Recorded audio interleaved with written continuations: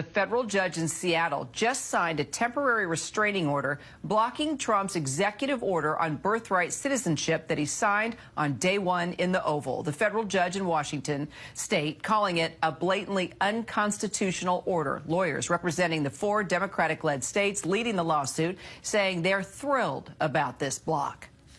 We are thrilled that the court saw the seriousness and the urgency of the complaints and requests for a temporary restraining order brought by the state of Washington, Oregon, Arizona, and Illinois, and are thrilled that the judge issued a temporary restraining order directing the United States government to take no further action in enforcing and implementing the unconstitutional and un-American executive order attempting to eliminate birthright citizenship in America.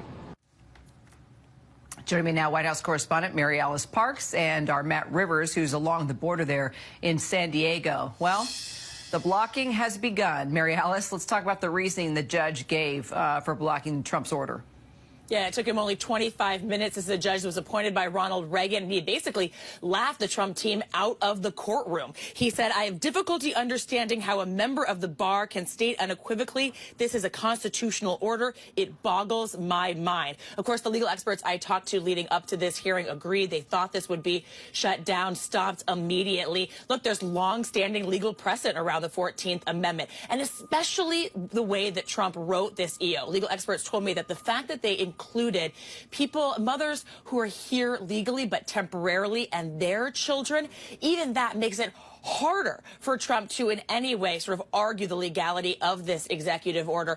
Even some of the more fringe legal theories, perhaps suggesting he maybe would have had a case in court, really shot down by the fact that Trump went so sweeping in this executive order. Look, it's still possible, of course, that this makes its way through the Court of Appeals, that it is taken up. Of course, this first case in Seattle in a very sort of liberal, more democratic-friendly Court of Appeals system. But we don't know if it'll go any further, because this judge saying he thinks that it is just blatantly unconstitutional. Like you said, he thinks the matter should be settled here. Well, Mary Alice, Trump and his team knew this executive order would likely issue legal battles. So why did he sign it anyway? He promised to. I talked to one legal expert that said maybe this was just red meat to the base.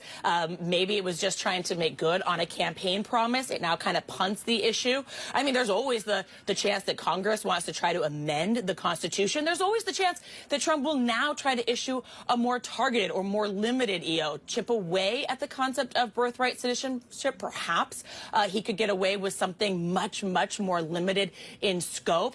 But you're right. I think that a lot of legal experts and probably the Trump team as well knew that something so sweeping was going to be struck down, but he was trying to make good on a campaign promise. And it's interesting, of course, in this bigger conversation about immigration.